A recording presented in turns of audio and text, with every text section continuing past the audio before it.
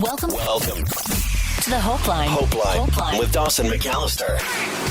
This is a show to help you, especially when life gets overwhelming and you need a fresh look at what's going on. God gives each one of us a unique perspective on life, which is really great, but each of us needs guidance along the way. We can't always see the bigger picture when it comes to our own issues in life. Dawson and I are here to give you that different perspective so you can better understand what you're going through. You can make it through this, and we're going to help. Maybe midnight or midday. Thank you for your HopeLine. Never early, never late. Thank everybody with the He HopeLine. gon' stand by what he claimed. After calling the HopeLine, it's helped me out so much. I heard your heart, I see your pain. Out in the dark, out in the rain. Feel so alone, feel so afraid. I heard you pray, in Jesus' name. I started on drugs when I was 16. I've been clean for over a year. I haven't drank in almost a year either. I've turned my life around. I found God. My life is amazing, and your HopeLine was so inspirational. Help is on the way, round in the corner. Help is on the way, coming for you.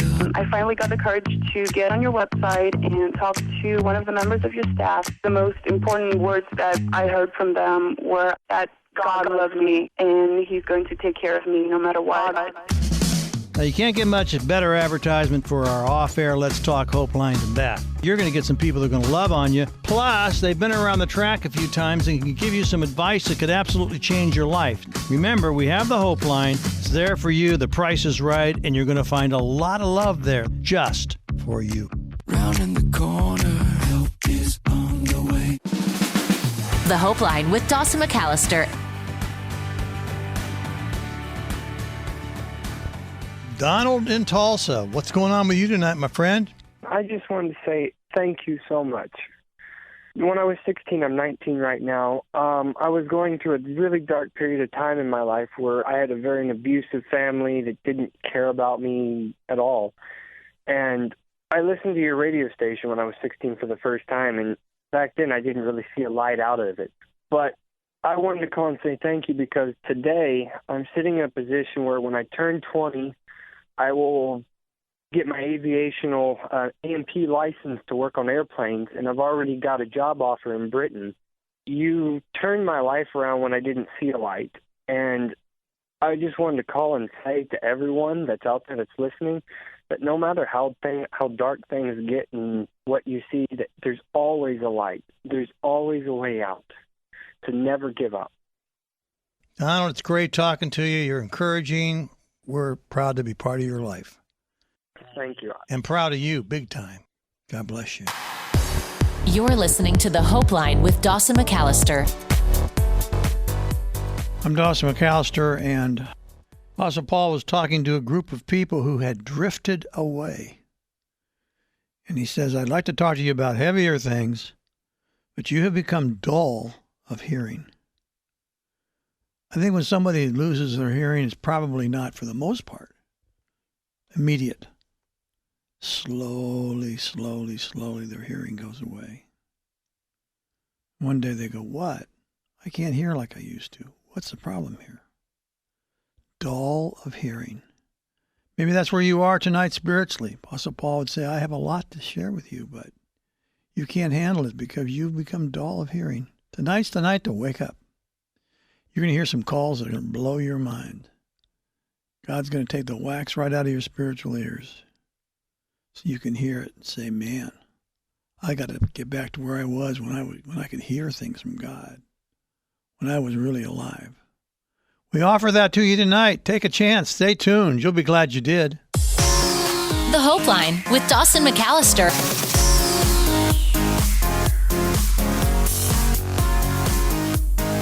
If you're feeling anxious, especially to the point of being overwhelmed or on the verge of physical illness or even emotional crisis, we're here to help. There's so many things that can cause anxiety in our lives. But for each thing that causes anxiety, there is as many ways to cope and release your anxiety. Raymond, he's contacted us because he's dealing with anxiety. So Raymond, would you tell us about your anxiety and what's going on? For the past 3 years, I've been having really bad anxiety attacks, panic attacks, and I don't know what really caused it. I take meds for it. It's just my family just doesn't support me through it, and it just hurts. Yeah, it does. Have you been to counseling about it? No, I haven't. I don't have any insurance or anything. We have connects where you live. How's about if I turn you on to our Hope Coach? One of them will talk with you and can help you find someone to talk to, get a counselor, get it all going. Alrighty. This is more than just white knuckle time, Oh, just suck it up and white knuckle. Yeah, that's pretty much how they are. I mean, most of my family is really blunt. That's how I guess they were raised. Well, we got to get past them, don't we? Yes. Part of your anxiety is your broken relationship in your family. But we're going to help you with all of that. Okay. We're going to help you get some skills together that you can work on this for you to get stronger. You're not alone. No one's making fun of you around here. I believe you. I believe you all the way. Good talking to you. I'm going to send you to a Hope Coach right now. Dawson McAllister. Brandon, what's going on, my friend? I told you that I'd been addicted to pain pills for a while. Right after I got off the phone with you, I got in touch with my family counselor. He's been a good friend for a long, long time, and he told me the exact same thing you did. I haven't touched a pill, and I just wanted to thank you for steering me in the right direction. Brendan, I am really proud of you. Let me tell you why. Because in the conversation you said, right after I talked to you, I called my family counselor. You went with another counselor. You had two counselors now. The Bible says, in the abundance of counselors, there is victory. You want to find out whether you're doing the right thing or not, talk to 5 people you really respect. I say 5, 3, whatever. You will get your answer to whatever you're facing. Because in abundance of counselors, there is victory. So you went with me, you went with him. He said the same thing I said, and here you are, a different person, because you followed the counsel. Good for you. This is the Hope Line with Dawson McAllister, and I'm your co-host, Rachel Cardinal. How are you doing? How's your life going right now? Was everything good, or do you need some direction in your life? Could you use a second opinion or maybe a different perspective to what you're going through? You already know this, but I want to remind you, you only have one life to live. And so if you're hurting, if you're struggling, if you're carrying heavy burdens and trying to do it all by yourself, it's time to share the load. Ask for help and talk it out. I'm really excited to get to our next caller who has quite the narrative.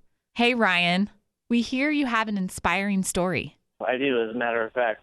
Just over a year ago, I was shot 5 times, actually. Time out. You're kidding me. No, I'm not. You're telling me your father shot you 5 times at close range? Yes, he did. Is he in jail, I hope? No, he's not.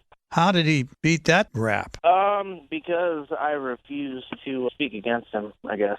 No victim, no case. Me being shot tore my family up enough. I didn't need him to face some serious time on attempted murder. Why'd he shoot you, Ryan? He loves to drink. Sometimes he can't handle his booze, and one night he decided to put hands on my mother, and I stopped him, and we got into it a little bit and went to grab my stuff and tried to walk out. There he was with his 45. This was just over 14 months ago. Mm-hmm. I've kind of tried to play it off like, nothing's been bothering me, I was shot 5 times by my father, and he got off because I let him off, but it hasn't affected me. What? See how crazy that sounds? I don't want to be a victim, The moment that I seek out help, now I'm a victim. Have you had any kind of relationship with him since then? Have you talked to him? Is he sorry? Or I spoke with him the other day, and that was the first time that I've actually spoke with him. And says he's sorry, and he never meant for it to happen, and, this, that, and the other thing. But, at the same time, I'm looking at it like, he pulled the trigger 5 times. Not just once, not twice, 5 times. Tell us what you want us to do for you. To be perfectly honest, I happened to stumble across your radio show, and I heard a lot of other people struggling with a lot of different things, and maybe just venting, talking about it. That's really all I want to do, is come to terms with what happened. I can't self-medicate anymore. It's a destructive path. And start self-medicating, you pick up the gun and shoot yourself, so to speak. Exactly. All right, is it too late to press charges? Yes. Part of your issue is that justice was not done, and therefore you are forever the victim. I don't know about forgiving him. I just want to be able to carry this weight with my own shoulders. And I don't know how to do that in a constructive way. Well, that's because you're deciding not to use forgiveness here. I wouldn't blow off forgiveness. Why stay as victim the rest of your life? Till you forgive him, that's what you are. You're absolutely right. Forgiving others is a tremendous toxin to being healed over what they have done to us. Jesus said, pray to the Father, forgive us our sins as we forgive those who sin against us. And don't let us yield to temptation. So as we forgive others, God works in our life to heal us of the hurts and the sins in our own lives. This is going to take a lot of work, but it's a journey you're going to have to go through. We're going to set you up with a Christian counselor who will help lead you through this process of forgiveness. Can you make it? Of course you can make it. Without God, no. This is too awful. Only God can give you the strength to forgive. Only God can heal both you and him. Do you need help but can't call? How can I help you? Hit TheHopeLine.com and follow the links under the heading Get Help. You have many ways to get the help you need when you need it. I don't want you to feel sorry for yourself. That never leads to good things. I want you to see yourself as a person with good qualities, but maybe someone who needs help sometimes. Someone who doesn't have all the answers. Someone who can be vulnerable and courageous all at the same time. I want you to see yourself as someone who's willing to ask for help and guidance when they need it. It all starts with that realization that there's something in your life that needs to be addressed. And then the next step is to talk it out, express and communicate what's going on. We are your safe space. We're going back to the phones. Angela, hey, we're your safe space, Angela. And she's waiting and she's addicted to meth. What's going on, Angela? I am 25 and I've been addicted to meth and coke since I was 14. And right now I am at my cousin's house with her husband, and I'm living there, and they are trying to get me to stay clean. I'm just having a very hard time not trying to go home. And I have, like, people calling my phone who I used to party with, including my ex, who about a week ago pistol whipped me and tried to shoot me with his gun, but I took the bullets out. So I don't know what to do. Well, you want to stay as far away from these people as you possibly can.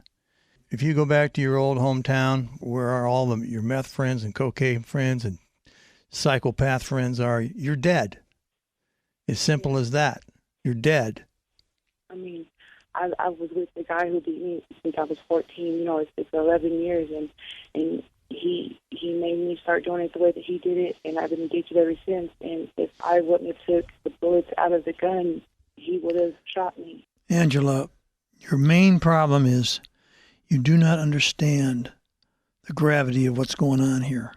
You don't grasp how close to death you are. You've been doing drugs since you were 14, and it's just become a way of life.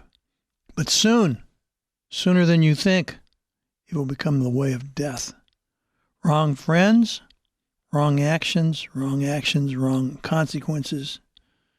You're around all the wrong people. The Bible says this in Proverbs 2:12 through 15. Wisdom will save you from evil people, from those whose words are twisted. These men turn from the right way to walk down the dark paths. They take pleasure in doing wrong. They enjoy the twisted ways of evil. Their actions are crooked and their ways are wrong. And that's what you got going. You're hanging out with twisted people, hearing twisted lies, headed towards death. It's time to turn around and walk down the road of wisdom. Listen to your cousins. Get into rehab. Stay away from your old hometown.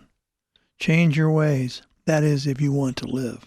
Now. Here's another direct message from Dawson. So what is going on with you tonight? What is your story? When you think about it, our lives are a story. Now, I can't tell you all the ins and outs of your life, but I know this. If you make a bunch of wrong choices and keep doing the wrong things over and over again, I know the end of the story. Ship sinks. That's why I'm here to try to help you make right choices, right values, clear thinking, no matter how your emotions or what's deep inside of you is crying out and craving.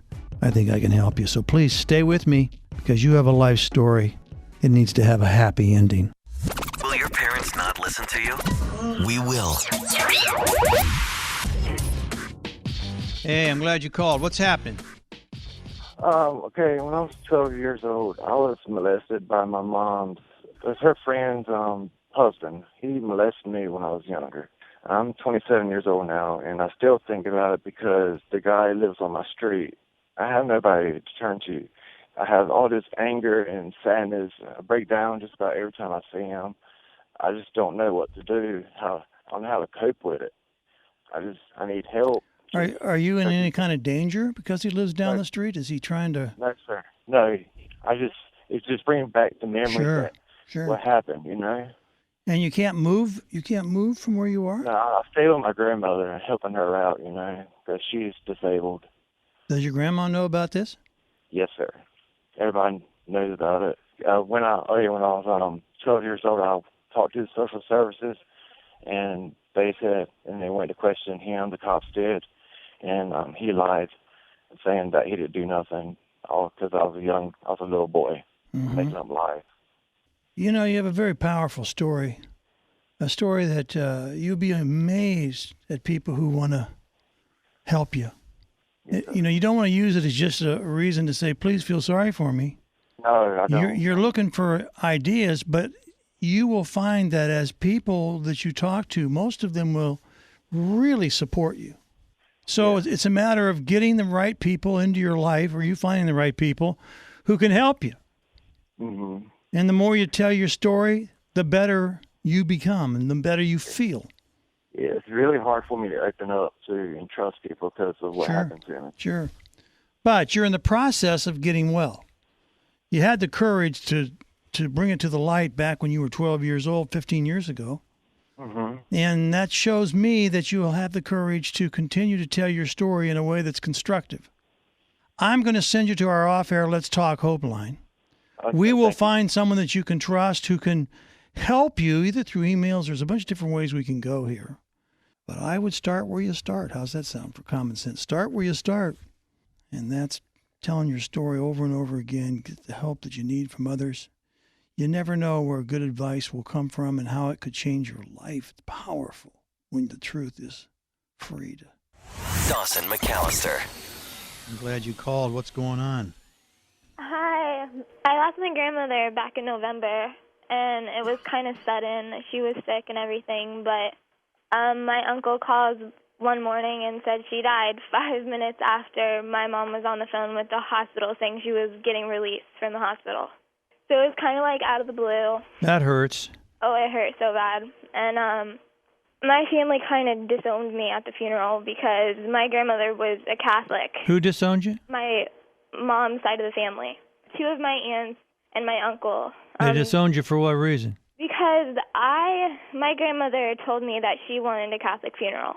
And so I took the liberty of calling, like, a Catholic priest and everything, and to get him to come to the funeral. And we had it worked out where the Catholic priest would be there so that me and my mom and my other aunt could have what we knew my grandmother wanted. And then we had another minister that was going to be there for what the other family members wanted. Gotcha. So how can I help you? Well, my family has basically, they won't talk to me at all because, I'm 17, and I need my family. Mm-hmm. So why are they upset? Because you took the liberty to call a priest in? Yes. And yeah, that was a mistake, wasn't it? On my behalf? Yeah. Well, I can't look at it that way. You're a teenager trying to do adult things here. Yes. And stepping over people's toes, stepping over people to get it done. Yeah, but so they say they're saying the very nerve. But it's sort of like they won't even talk to me. All right, here's what you do. Mm-hmm. Swallow your pride. Talk to them individually. Okay. And say, I want you to forgive me for going over your head to get the priest. Okay. Because you did go over their head. But you were 16. There's really no buts to it. You were 16 and you were doing things that adults should decide to do, not you. Now, I know your heart was right. Yeah. So tell them my heart was right. I love my grandma so much. She told me he wanted a Catholic priest there, and I went out and got one. But I also realized that I just ran right over top of you. Now, The show that changes everything. It's great. This is the Hope Line with Dawson McAllister. Dawson McAllister. Got you guys cranked up. The reason I called is just trying to be more positive outlook, because I used to be like an extremely positive person. In the dark and all alone, growing comfortable.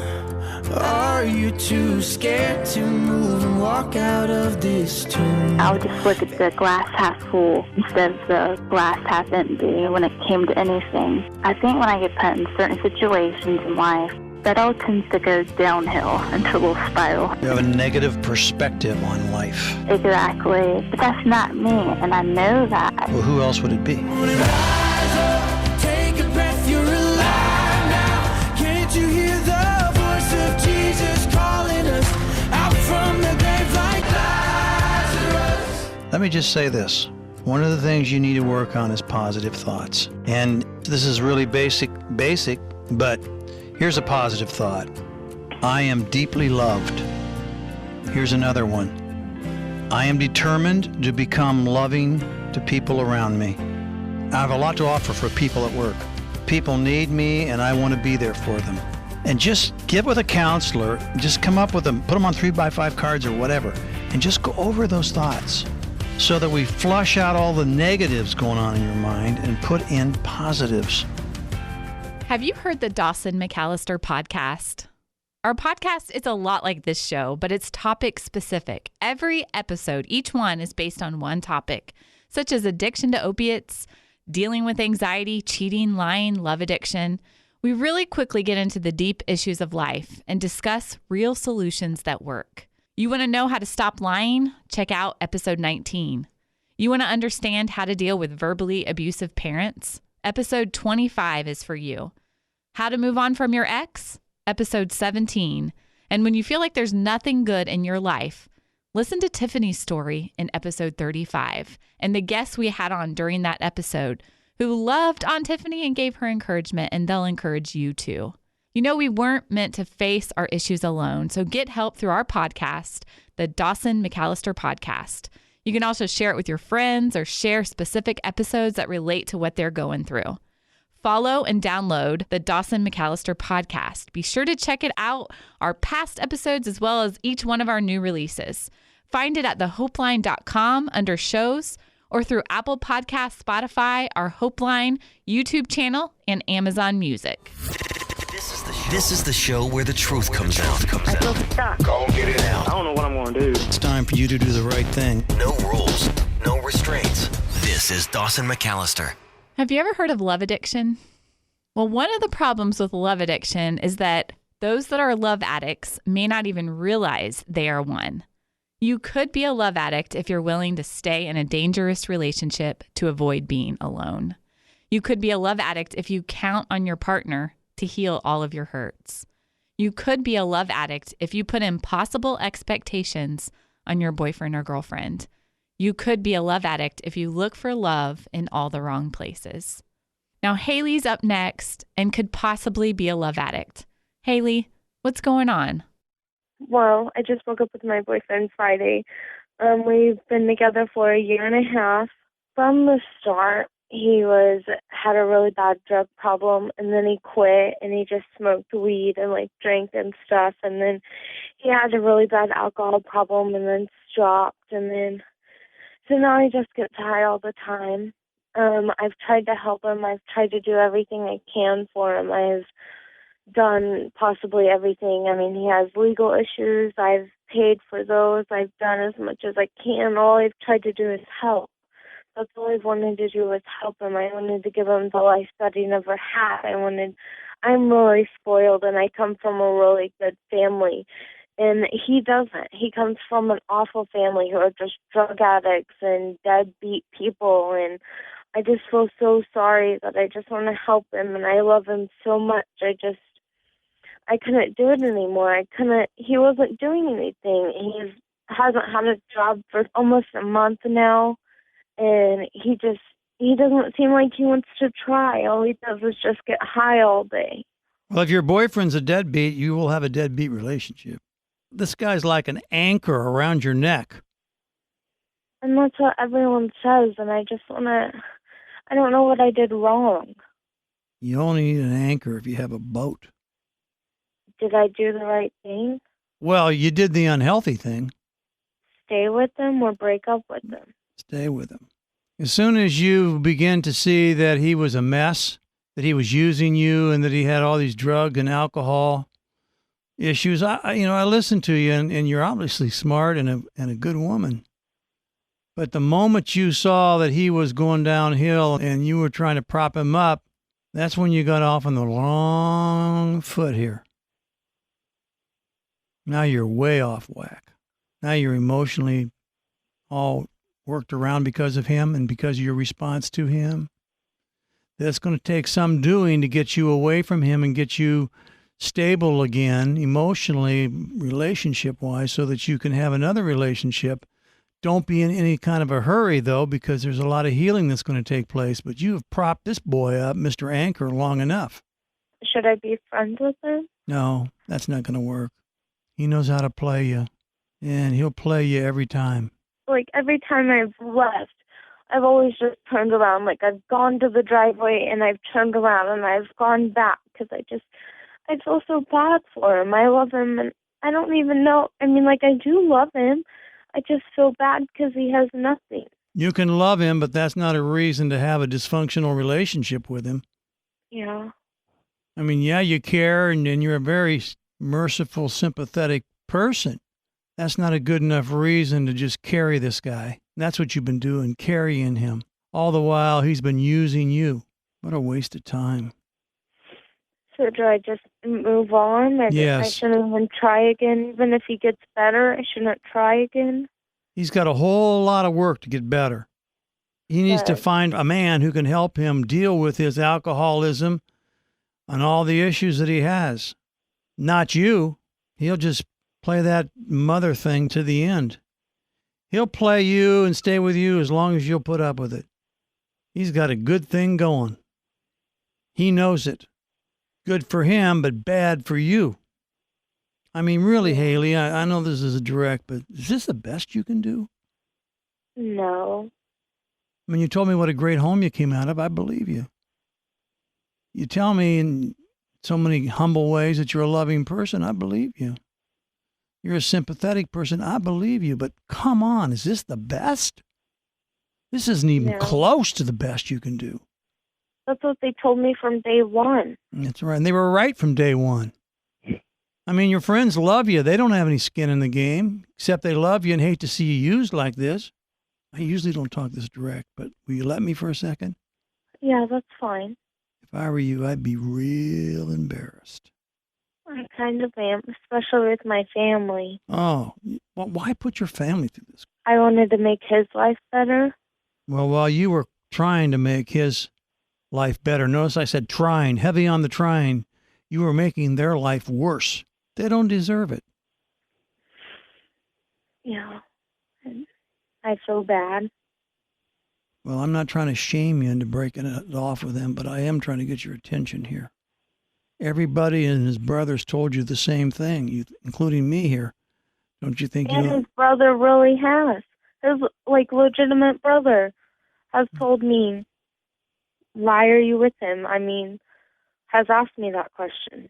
It's a good question. You ought to go to a counselor. In fact, I'm going to send you to our off-air Let's Talk Hope line where you can talk with one of my staff where you can answer that question. Why is it that I have stayed with this guy so long when everybody and their brother literally is telling me not to? Sometimes all you need is a second opinion. I believe you're going to make it. Here's another one of your emails.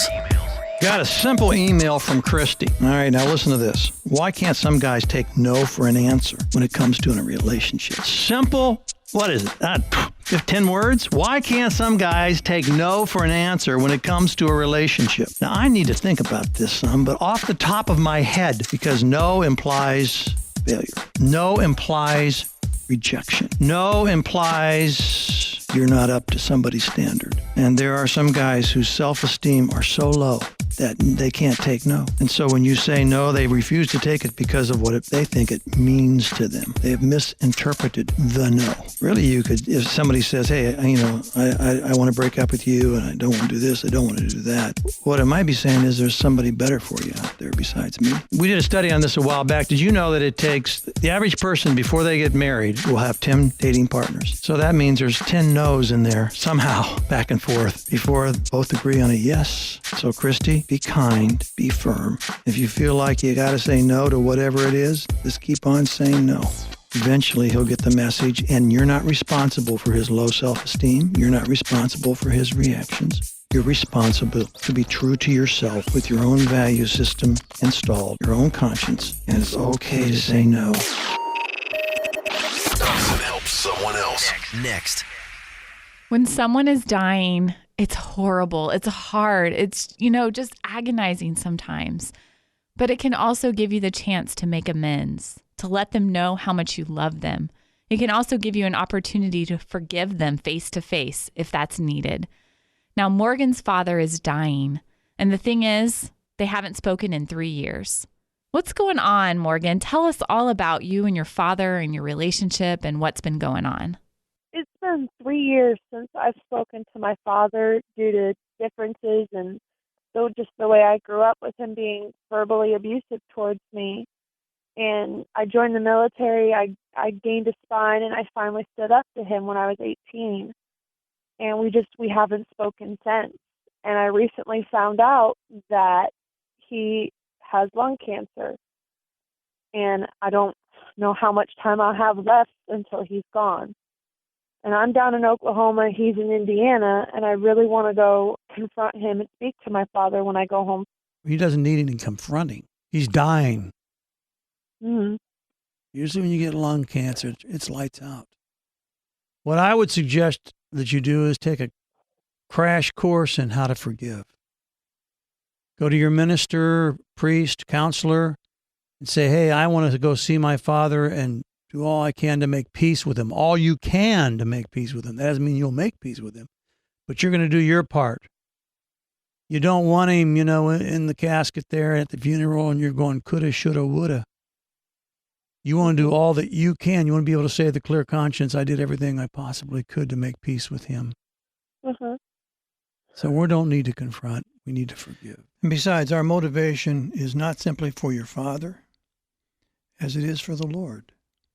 The Bible says in Colossians 3:23, whatever you do, work at it with all your heart as working for the Lord, not for human masters. We don't know how he's going to respond. We hope he responds very, very well. And there's all kinds of peace being made all the way around. But we can't dictate that. We can't make him be a certain way. And so we say, Lord, I'm doing this as unto you. Whatever happens, happens. If he responds, we'll be thrilled. If he responds positively, that's great. If he doesn't, we still are the victor because we have done this for you. That will move God and could move your father. Yeah. And maybe you going to talk with him will help him. At least make these final few months bearable. Dawson McAllister. Thank you. You made my night. Oh, well, thank you. You've made my life. This is Dawson McAllister. John, how are you tonight? I have a girlfriend, and we've been dating for about 6 months. I'm going off the basic training for the Air Force, and she knew what she was getting into when we started dating. Like, she knew that I signed up for the Air Force and that I'd be leaving.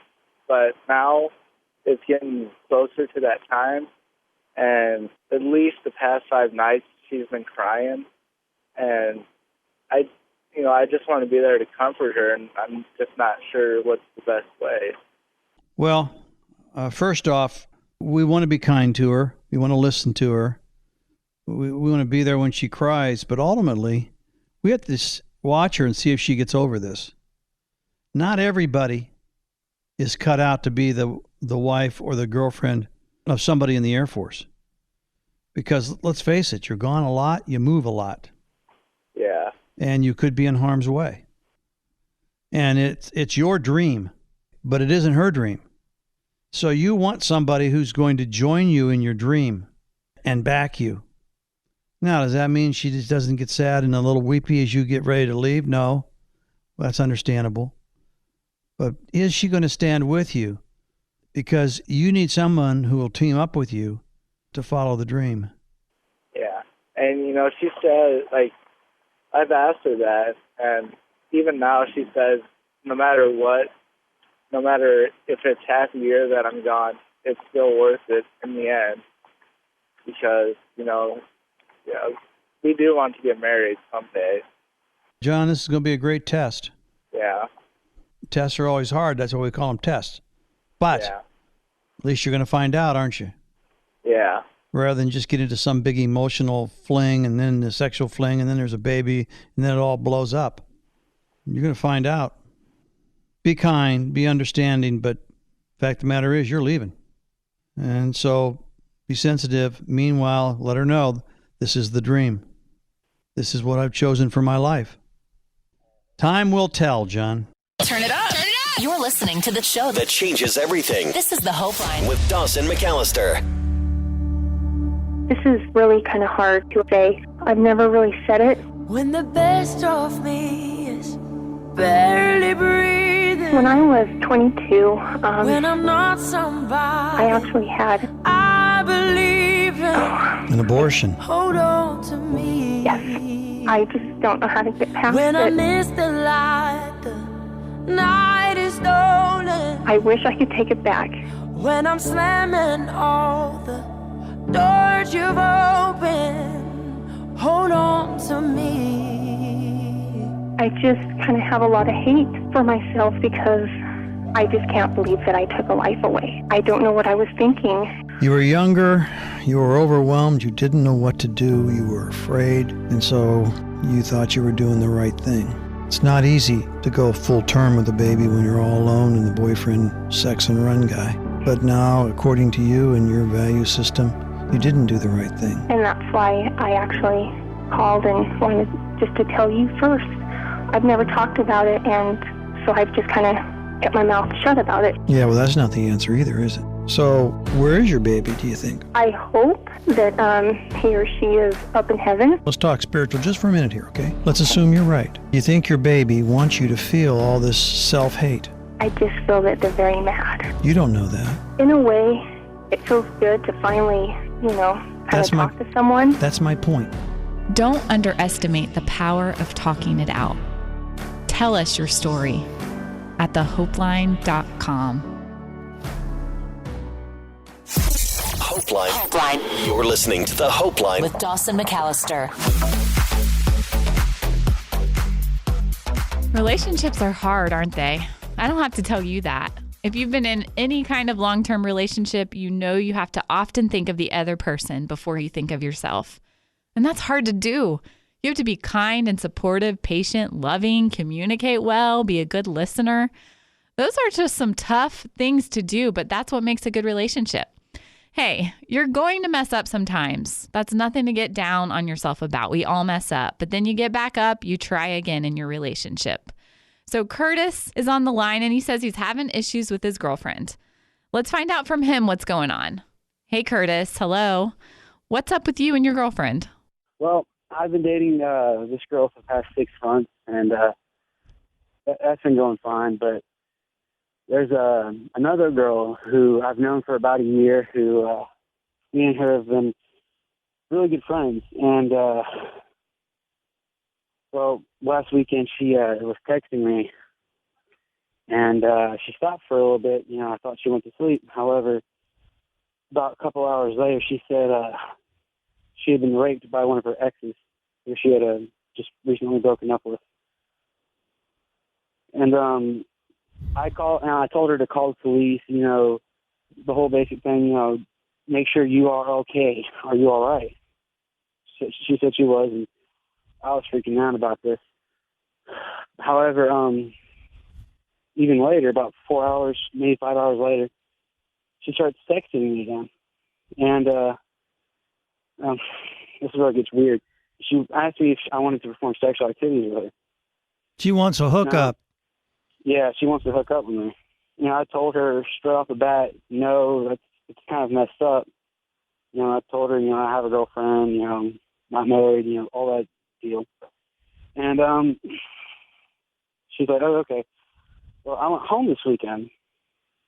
And, I usually meet up with her, on weekends anyways, hang out a little bit. And, she would say, hey, you want to meet at the mall? And, I'd go there. She wouldn't show up. I'd be with some friends. We'd just hang out.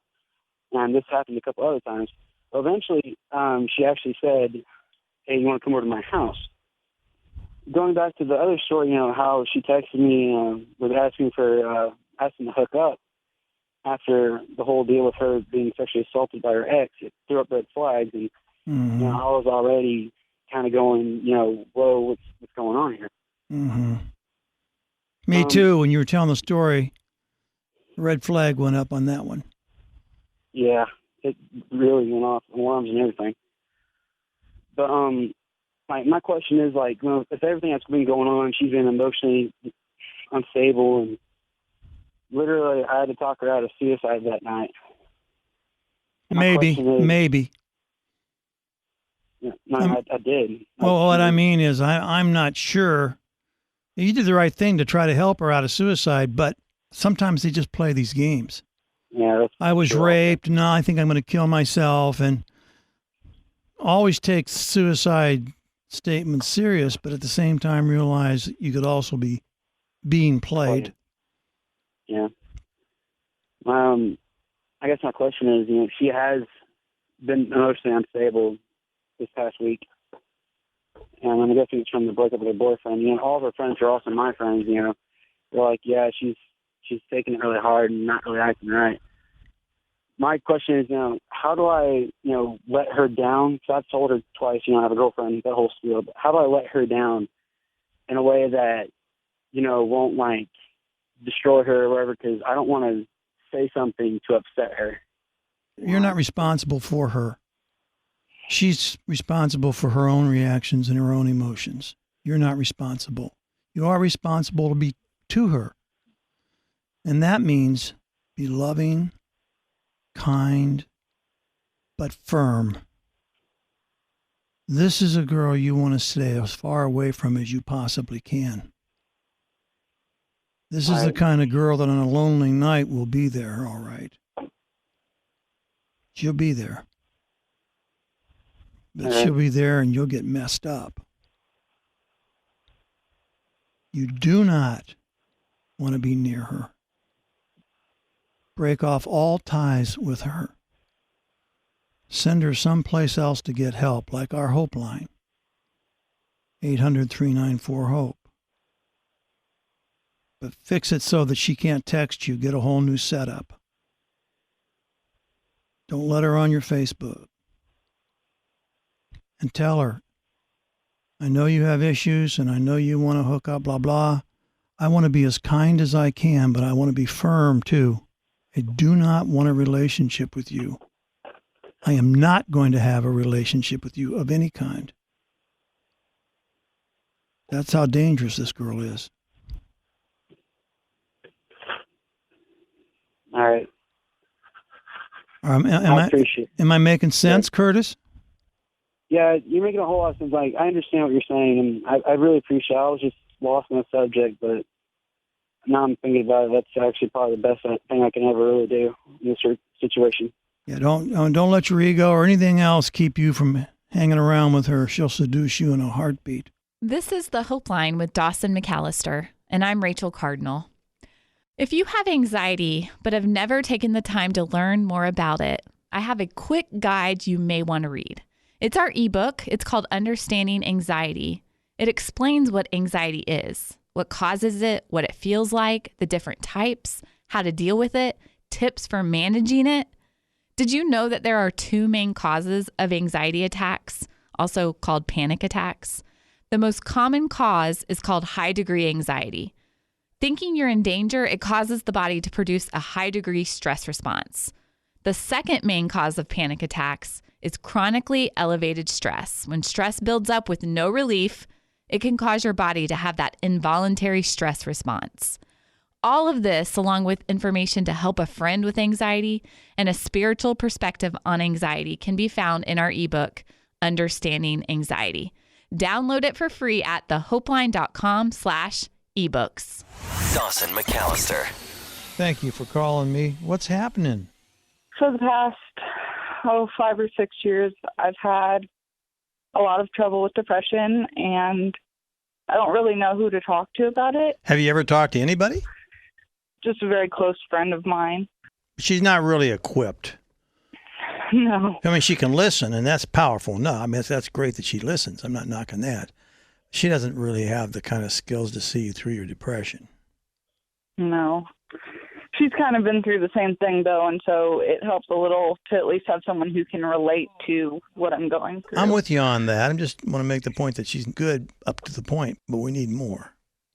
Right. Do you think you have a chemistry imbalance? I think that could be part of it. My mom, when she was younger, also had depression, but I'm afraid to talk to her about it. I don't want to talk to my family about it because, like, my mom has a heart problem. One of my sisters is diabetic. My other sister has other health issues, and my boyfriend's also diabetic. They just go through a lot, and I hate to put that on them as well, you know? Mm-hmm. It says here on the screen that you work 2 or 3 jobs at a time. Yes, sir. I babysit, and I also work at my cousin's store, and sometimes I work for my uncle, and just, it's a lot. Have you ever hit the wall, so to speak? Yeah, I've done that a couple times. I finally opened up to my boyfriend a little bit about it just recently because we were sitting here just kind of talking, and all of a sudden I just kind of had a breakdown and started crying, and I apologized. I mean, I hate for him to feel helpless, you know, but at the same time, like, I don't know. I just don't know where to go. If you continue down the road that you are on, what do you think is going to happen to you? I don't know. Well, let's talk about that. You are going to hit the wall hard. And guess what? You're going to hit the wall so hard you won't be able to hide it from your boyfriend, from your mother, from your sister. They're going to see it. You simply are going to melt down. Unless you get help, it's inevitable. You can't keep doing what you're doing and get different results. It just gets worse. While you're trying to spare them from being a burden to them, you're actually getting ready to burden them more than you ever should have because you're not getting well. I don't really have the time or the money to go get help is one of my big problems. Well, now, do you think you'll have any more time or money when you finally hit the wall? No. That argument isn't that good of a one, is it? No, not really. You want help or not? I do. I mean, I really want help. I want to be able to be happy without, you know, because some days I'll be in a good mood and then all of a sudden I'll be sitting thinking and get to myself. Well, you've done the right thing. I want to encourage you. Don't want to discourage you because you are doing some right things. How about this? You called me. Can you imagine the courage that took? Pick up the phone and talk with some guy on the radio? Powerful that you would do that. And I think that will help you, but that's not enough. But it's a sign that you have more courage than you think you have. We do know this. You need to find some people to help you, walk with you. Yes, you need professional help. That's okay. But you want others as well around you, a team of people that will support you. The Bible says this in Galatians 6:2. Listen, share each other's burdens, and in this way, obey the law of Christ. You are wired to carry not only your own burdens, but the burdens of others. So the more you can get into sharing your burdens, the better off you're going to be. I'm encouraged, but you got to follow through now. God will help you do that. The advice you hear on this show is given with the understanding that the host is not a licensed counselor. The show is best seen as a starting point for what you're facing. You are advised to seek out a licensed counseling professional before taking action in your life. All callers are sent to the Hope Line after speaking with Dawson. By calling in, you are giving your implied consent to be recorded for future on-air broadcast. Thanks for listening to the Hope Line with Dawson McAllister.